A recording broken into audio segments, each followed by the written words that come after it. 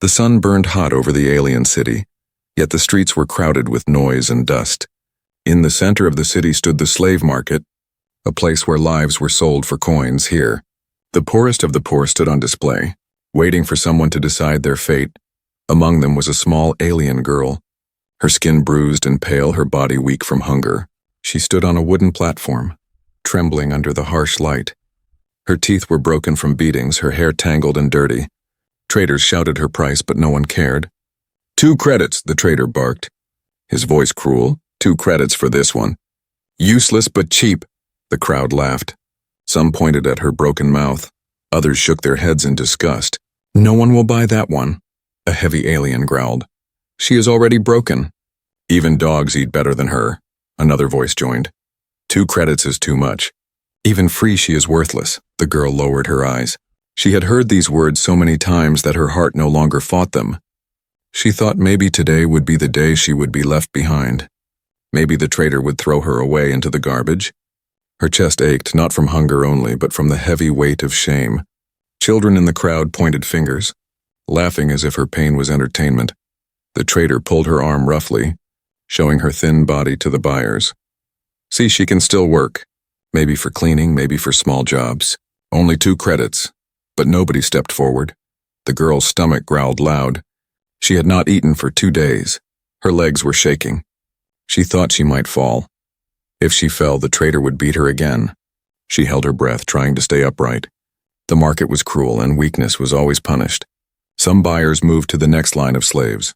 Stronger ones, healthier ones, who could carry heavy loads or fight in battles. The girl was ignored. Her price stayed the same. 2 credits, repeated again and again. But still silence followed. In her mind she whispered a prayer. Not for freedom, but for the pain to end. She believed she would never know kindness. Never know a family, never know love for her. Life was only chains, hunger, and fear. But then, through the noise of the market, something strange happened. A quiet pair of eyes stopped on her, unlike the others. This gaze did not laugh, did not mock, did not look away in disgust.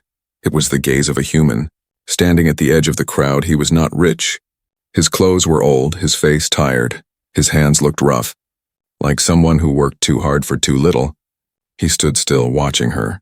The girl noticed, but quickly looked down. She was afraid. Afraid he might buy her only to beat her. Like others before, the trader saw the human and shouted louder. 2 credits, human, this one is nothing. Take her, she is useless. But cheap, the crowd laughed even louder. Some whispered, what kind of fool would waste money on that?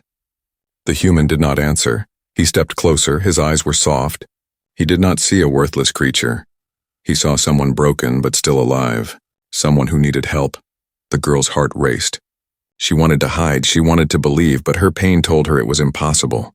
She had seen too much cruelty to trust anyone. And yet, when the human's shadow fell over her, she felt something different. It was not fear, it was not shame. It was something she could not name. The trader pulled her forward, shaking her thin shoulders. Take her, 2 credits, even less, she is worthless.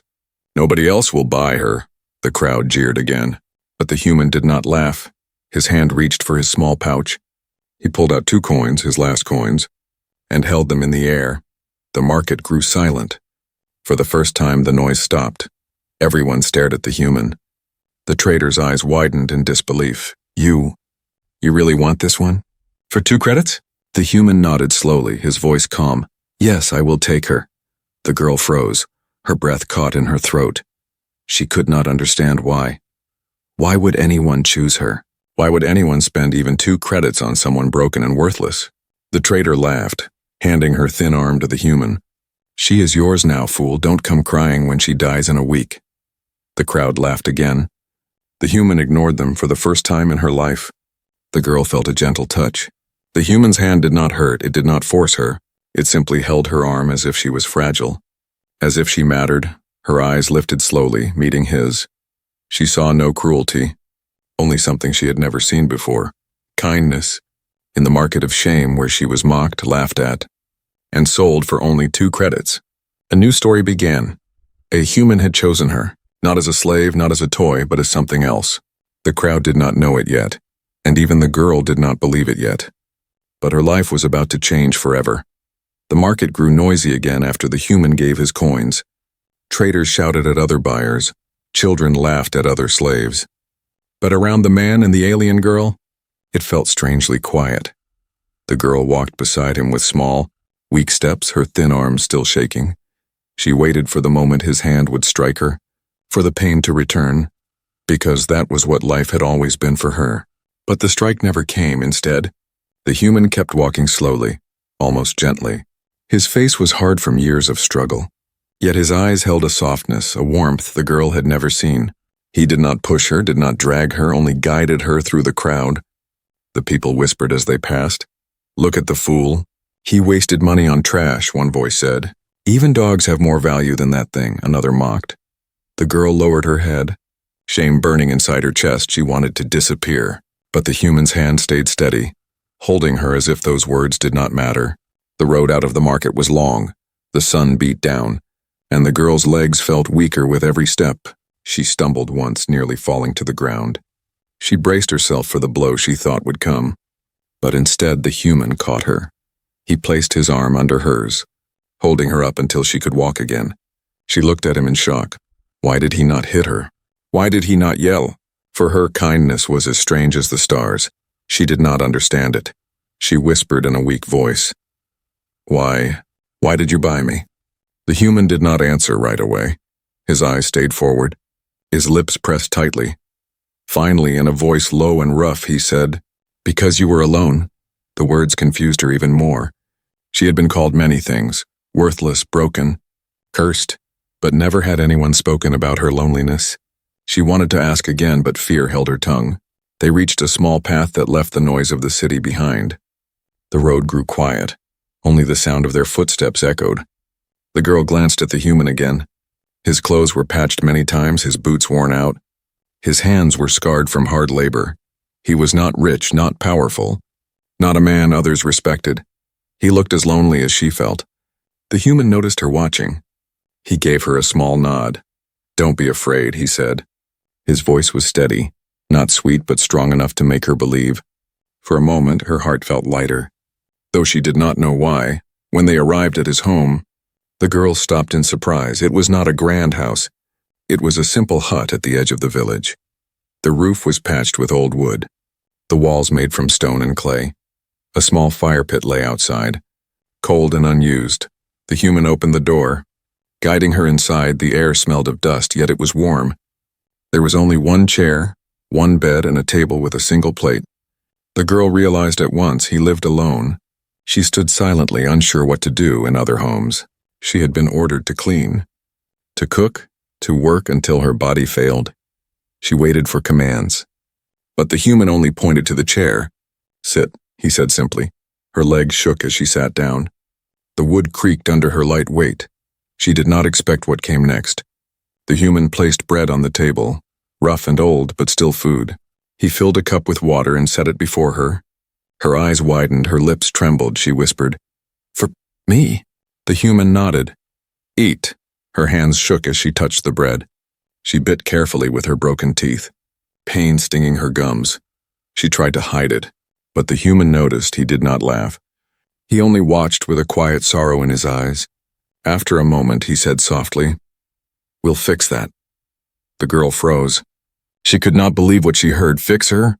Nobody had ever cared, not even once. Her chest tightened, her eyes burned with tears. But she held them back. As she ate, she looked around the small room again. The place felt empty, lonely, just like him. He had no family pictures, no children, no laughter in the walls. Only silence. In that silence, she realized something. He had chosen her not because she was strong, not because she was useful, but because, like her, he was alone. The night came slowly, the room lit by a single lantern. The human gave her a blanket, worn but clean, and pointed to the bed. "Rest," he said. He sat on the floor near the fire pit, letting her take the bed instead. Her heart raced again. Why would he give her the bed? She was a slave, she was nothing. But he treated her like she was someone. Her chest ached with a strange feeling. She lay under the blanket, watching him as he stared into the flames, silent, thoughtful. For the first time, she dared to whisper, "Who are you?" The human looked at her, his eyes calm but heavy with sadness. "Just a man who has no one," he replied. The girl closed her eyes slowly. his words echoing inside her. She thought of the market, the laughter, the shame, and then his eyes, lonely yet kind. In those eyes she saw something different from all others. She saw not cruelty but a reflection of herself. And as sleep finally pulled her into darkness, she realized a strange truth. She was not the only broken one. He was broken too, but maybe together their loneliness could change into something else. Something she had never dared to dream of before. Family. The next morning was quiet. The alien girl woke slowly, the soft blanket still wrapped around her thin body. For a moment she forgot where she was. She thought she was still in the market of shame. But when her eyes opened, she saw the small wooden room, the fire pit, and the human sitting nearby. He was repairing a torn boot with careful hands. His movements were steady, patient. His eyes glanced at her once, and he gave a small nod. "You slept," he said. It was not a question, just a statement. Simple but heavy with meaning. The girl sat up quickly, afraid she had done something wrong. She pulled the blanket off and tried to kneel. "I will work," she whispered. Her voice was weak. "I can clean, I can wash. I will serve you." The human shook his head slowly. "No chains here," he said firmly. "You are not bought for work." Her heart skipped. She stared at him, confused all her life. She had been told she was nothing but labor, nothing but a tool. Now he spoke as if she had another meaning. She did not know how to believe it outside. The sun was rising over the quiet village. The streets were waking, merchants opening their stalls, children running with laughter, when the human stepped outside with her. Whispers began to follow them again. "That is the slave from yesterday," a woman whispered. "The broken one sold for 2 credits, yes." "That human bought her," another voice laughed. 2 credits wasted. She will not last a week." The girl lowered her head, her cheeks burning with shame. She pulled her arms close to her chest. The words cut into her like sharp knives. Yet the human walked straight, ignoring every voice. His eyes forward, his steps calm. They reached the market again, but not the slave section. Instead, he led her to a food stall. The smell of bread and fruit filled the air. The girl's stomach growled painfully. She had eaten last night, but hunger never left. It lived inside her bones. The human gave the stall-keeper a few coins, buying a small loaf of bread and a handful of dried fruit. He turned and handed it to the girl. "Eat," he said. Her eyes widened. People around them stared. No one fed slaves in public. To feed her like this was an insult to the cruel system that called her worthless. The stall-keeper sneered. "Why waste food on that thing?" The human's jaw tightened. His voice was steady but sharp. "Because she is mine, and I choose how she is treated." The crowd grew silent. His words carried a weight. The girl trembled as she ate, her broken teeth aching but her heart filling with something new. For the first time, she was not ashamed of her hunger. For the first time, someone defended her. As they walked back to his home, the girl whispered, "Why do you do this? I cost only 2 credits. I am not worth food. I am not worth care." The human stopped. He turned and looked at her. His eyes were not soft this time. They were firm. "You were bought for 2 credits, yes, but that is only a price. Not your worth," the words echoed in her mind. She repeated them silently. "Not my worth," but it felt unreal. Like a dream she wanted to believe, but years of pain told her it was impossible. Later that day, the human took her to the healer's hut. The healer, an old alien with sharp eyes, frowned when he saw her. "This one?" he said. "Why bring her here? She is broken, her teeth are ruined, her bones weak." "Not worth my time." The girl flinched, waiting for the human to agree and take her away. But instead he placed 2 more coins on the table. "His last coins, help her," he said firmly. The healer laughed, shaking his head. "For 2 credits you bought her and now you waste more? Foolish human, she will die soon anyway." The human's voice grew harder. "Do what you can," the healer sighed, muttering under his breath, but he obeyed. He cleaned her wounds, treated the cuts on her arms, and gave her medicine for the pain in her mouth. The girl sat still, her heart overwhelmed. Never had anyone spent so much for her. Never had anyone believed she was worth saving. That night, back in the small hut, she lay under the blanket again. She held the piece of bread he gave her close, too full to finish it all. Her eyes stayed on the human as he worked by the fire. His face looked tired, but there was no cruelty in it. Slowly, she whispered, "You spent more coins on me than I am worth." The human looked up, his voice quiet. "You are not worth coins. You are worth more than anyone can measure." Tears filled her eyes. Hot and strange. She pressed the bread to her chest and closed her eyes. In the silence of the night, her heart whispered words she had never dared to think before. Maybe she was not worthless, maybe she could belong. And though the world still called her the two-credit slave in that small home, with the lonely human's eyes watching over her, she felt for the first time that she was something else, something greater. She was not bought for 2 credits. She was chosen. The alien girl woke early, the faint light of morning touching the small cracks in the wooden hut. For a long time she stayed still under the blanket, listening to the quiet. She was afraid it would end, afraid that the human's kindness had only been a dream. Yet when she looked across the room, she saw him sitting by the fire pit again, boiling water in a simple pot. The smell of bread warming over the flames filled the air. The girl's stomach growled. She pressed her hand to it, embarrassed. But the human only turned his head and said, "Eat soon." His voice was calm, without anger. When he placed the bread before her, she hesitated. Her broken teeth ached. But he broke the bread into smaller pieces with his rough hands and gave them to her. She chewed slowly, carefully, and for the first time she ate without fear of being struck for being too slow. The girl whispered, "Why do you do this?" The human looked at her for a long moment, his eyes tired but steady.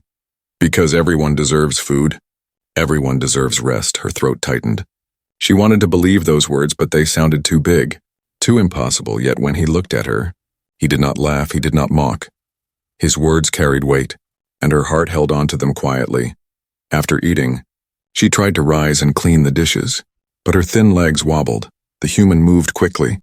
Steadying her with his hands, she flinched at first, expecting pain, but he only helped her sit down again. "Not yet," he said. "Heal first." No one had ever told her to rest. Rest was weakness in the world she knew. Rest brought punishment, but here, the human spoke of rest as if it was a gift. She sat silent and confused, watching him work around the hut. His movements were simple, stacking wood, sweeping dust, fixing the roof with old nails, but each action showed a life built by his own hands. In the days that followed, the girl began to notice the rhythm of his home. It was poor and small, but it carried a strange peace. In the mornings he worked in the village, carrying heavy crates or repairing tools for others. In the evenings he returned, always sharing food with her, always giving her the blanket before he sat by the fire. Sometimes, when he thought she was not looking, his eyes lingered on her wounds. Sadness deep in his gaze, he never spoke of it. But his silence spoke louder than any words. She realized he carried his own pain, just as she did one afternoon. She gathered courage to speak, her voice trembled. "You could have bought anyone else," she said. "Someone stronger, someone useful, but you chose me. Why?" The human's hands paused over the wood he was carving. He did not answer at once. Instead, he set the knife down and looked at her, his face serious, because no one else would. And no one deserves to be left behind. Her heart shook at those words. No one deserved to be left behind. She repeated them again and again in her mind. They felt like fire and water at once, burning her with hope, washing her with warmth that night. As she lay under the blanket, she whispered to herself, "Not left behind." Her lips trembled, but her eyes stayed open longer, as if afraid the words would vanish if she fell asleep. Over time, her body began to change. The medicine from the healer helped her wounds close. Her strength returned slowly. She could stand longer without shaking. She could eat more without pain. The human noticed each change. Though he never praised loudly, he only gave small nods, as if telling her silently that he saw her, that he believed in her. One evening when the fire burned low, she tried again to wash the dishes after their meal. The human started to stop her, but she looked at him with quiet determination. "I want to," she said. He hesitated, then stepped back, letting her wash the simple plate and cup with shaky hands. The water dripped over her thin arms. And though it was clumsy, she felt proud. It was the first task she chose. Not forced upon her, the human gave a rare smile. Small but real. "Good," he said. His voice was heavy, but his eyes softened. The girl's heart leapt at that single word. She had been beaten for mistakes all her life, and now one word of approval felt like a treasure. Slowly, the hut began to feel different to her. It was no longer only his home. It became a place where she could breathe, where she could eat without shame, where she could rest without fear. It became the first place she could whisper to herself, "I am safe," yet the world outside had not changed. People still whispered when they saw them together. Some called her a burden. Some laughed at the human for wasting his kindness. But inside the small hut, none of those voices mattered, for here, kindness was stronger than shame. And in the quiet glow of the fire, the alien girl, once beaten and sold for 2 credits, began to believe in something she had never known before. She began to believe that maybe, just maybe, she could belong. The days passed slowly, yet each day was different from the ones before. The alien girl, once weak and trembling, began to walk with a little more strength. Her wounds were no longer bleeding. Her ribs no longer ached with every breath. The human watched her progress silently, never boasting, never asking for thanks. He only worked harder to keep food on the table. But one thing still weighed heavy on her heart.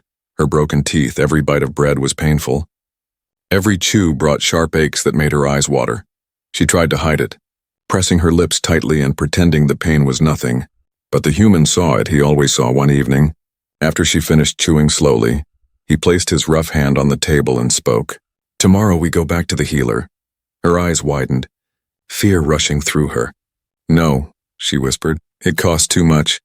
I am not worth it." The human's eyes hardened, his voice low but steady. "You are worth more than coins." Those words echoed in her chest. She lowered her head, unable to speak again. She had been told she was worthless all her life, yet every time he looked at her, he spoke the opposite. Her heart did not know which to believe. The next morning, they walked together to the healer's hut. The streets were busy, voices rising all around them. Some villagers pointed at her, whispering that she was still alive, still wasting the human's food. Others laughed at him for being stubborn. But he ignored them, his steps firm. When they entered the healer's hut, the old alien looked up with a frown. "Back again?" he muttered. "You must be mad, human," wasting money on her broken mouth. The girl shrank back, shame flooding her face. She wanted to run, to disappear. But the human placed 2 more coins on the table. "Fix her teeth," he said. The healer laughed bitterly. "Do you know how much it will cost? She will never eat like others. Why waste?" The human's jaw tightened, his voice sharp.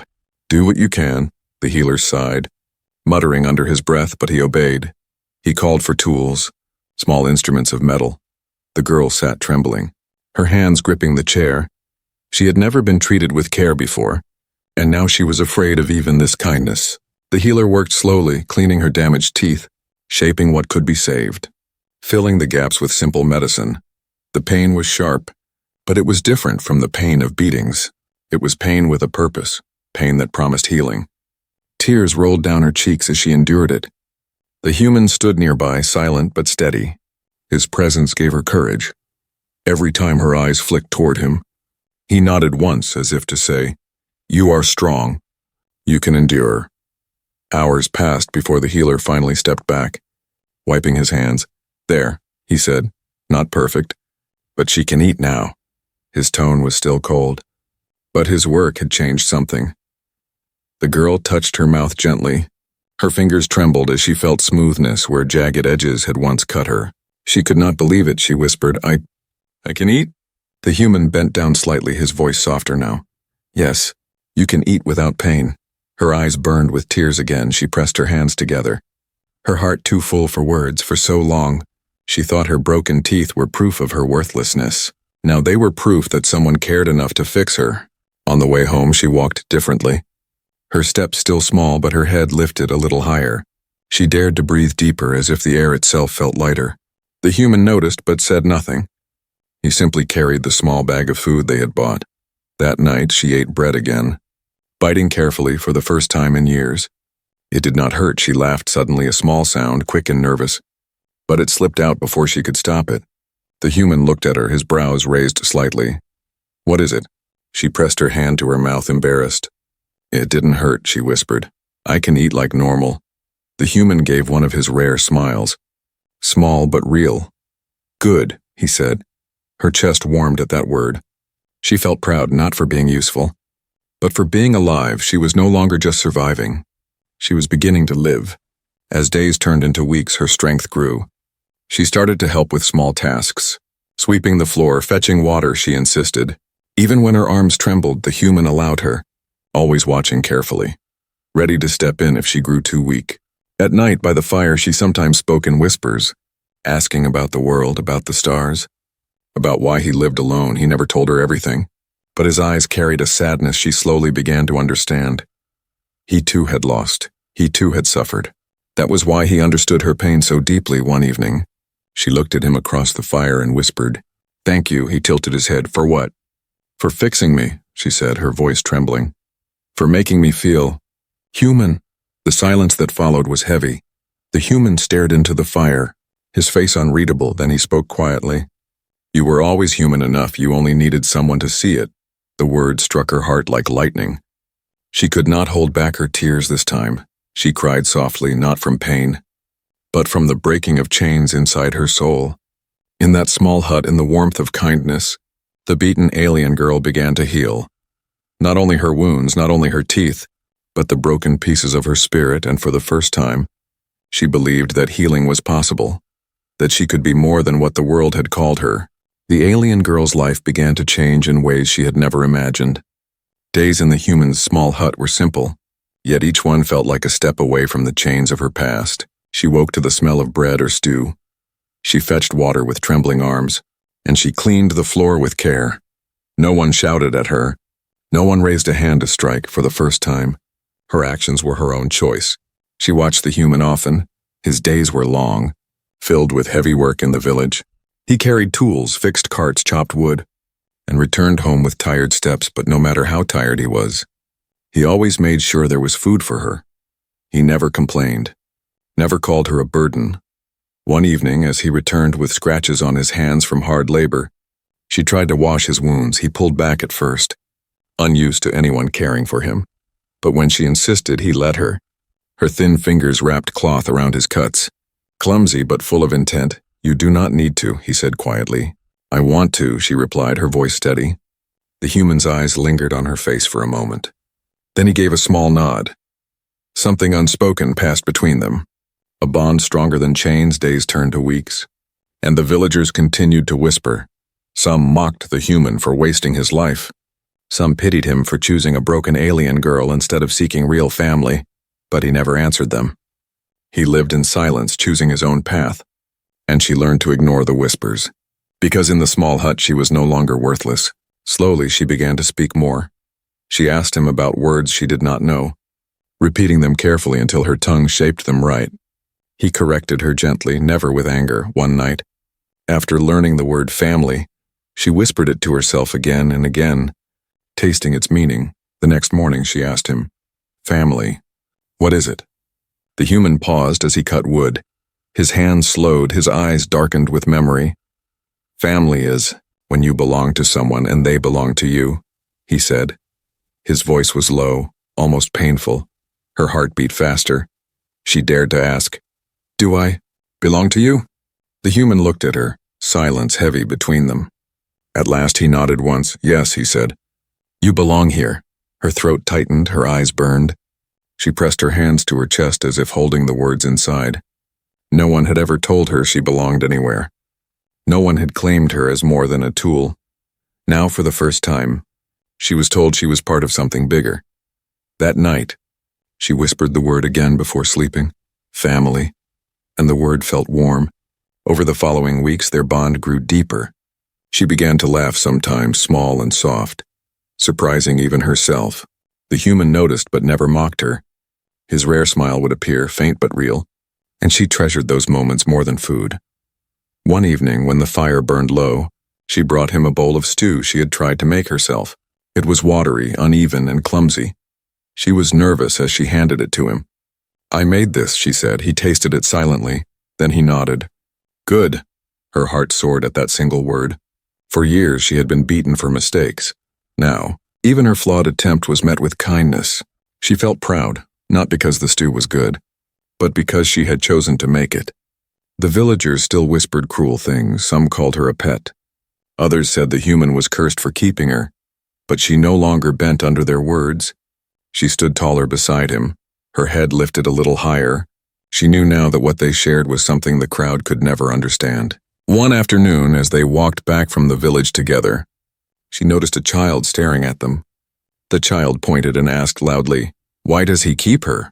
The mother hushed the child quickly, embarrassed. The girl froze, waiting for the human to grow angry. But instead, He placed his rough hand gently on her shoulder and said, "Because she is my family." His voice was clear, loud enough for others to hear. Her heart nearly stopped. She turned to him, her eyes wide with shock. The word family had been whispered in the hut, but now he had spoken it openly. In front of the world, tears welled in her eyes. She whispered, "Family." As if tasting it again, her voice trembled. But her heart felt stronger than ever before. That night she sat near the fire and stared at him, gathering courage. "I do not understand why you chose me," she said softly.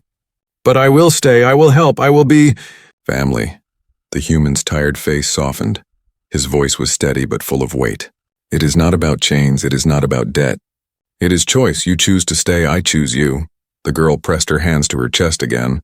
Feeling her heart beat fast, she realized then that family was not given by blood, not bought with coins, but built by choice. And as the flames flickered in the hut, she whispered the word one last time before sleep. Family, smiling through her tears. The alien girl's life was no longer the same. She had entered the human's hut as a broken slave, sold for 2 coins, mocked by traders and crowds. Yet weeks later she stood taller, her wounds healed, her teeth no longer tearing her with pain. More important than all of that, she carried a word inside her chest that had changed everything. Family. Still, the world outside had not forgotten her past. One afternoon, as she and the human walked through the village, a group of traders blocked their path, the same ones who had laughed in the market weeks before, their faces twisted with cruel amusement. "Look at the human and his pet," one sneered. "Did she fetch you water yet? Or does she still eat your food like a useless mouth?" Another laughed harshly. 2 credits. "And even that was too much. You could have bought a dog instead." The girl froze.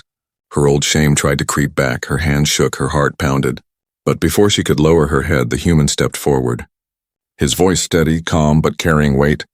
"She is not a pet," he said. "She is not useless. She is my family." The laughter around them faltered.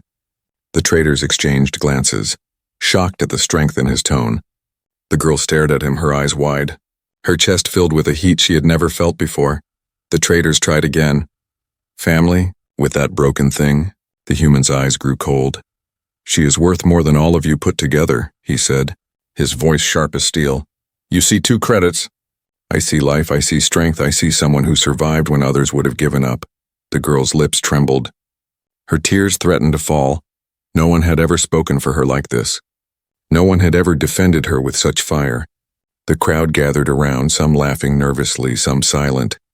But the human did not move. He stood tall, his hand resting gently on the girl's shoulder. He did not shout, he did not strike. Yet his presence silenced them more than anger ever could.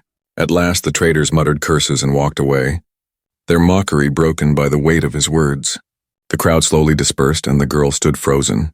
Her heart beating fast, she turned to him, her voice barely a whisper. "Why? Why do you fight for me?" The human looked at her, his face softening. "Because you are mine," he said simply. "Not his property, not his slave, but his family. And family is worth fighting for." Her tears spilled freely then. She did not hide them. She let them fall for years. Her tears had been of pain, of shame, of hopelessness, but now her tears were of something else. Something she never believed could exist for her, love. That night, back in the hut, she sat by the fire, the flames painting her face in soft light. She stared at him, her voice trembling. "I do not know how to thank you." "You don't have to," he said. "Family does not ask for thanks, family stays." She pressed her hands against her chest, feeling her heart beating hard. "Then I will stay. Always," she whispered, her voice shook, but her eyes shone with strength. Days passed, and the whispers of the villagers slowly changed. They still remembered her as the 2-credit slave, but now they also saw her walking beside the human. Her head no longer bowed, her steps no longer shaking. Some began to respect him for his courage. Some began to wonder if maybe worth was not measured in coins. The girl worked harder, not because she feared punishment, but because she wanted to help. She cooked, she cleaned, she carried water.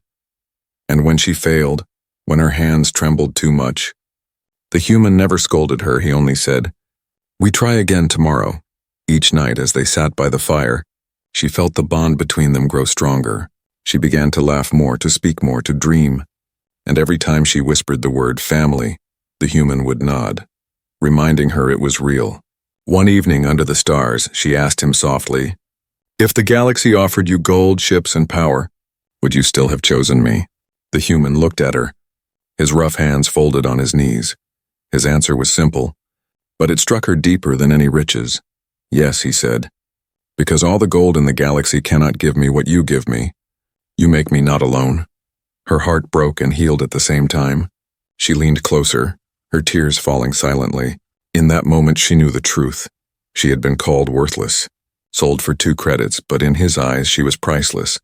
And so, the story of the broken alien girl and the lonely human became something greater. Not a tale of coins or chains, but a story of choice, kindness, and belonging. In the market of shame, she was sold for 2 credits. In the world's eyes, she had been nothing. But in the human's heart, she was worth more than a galaxy,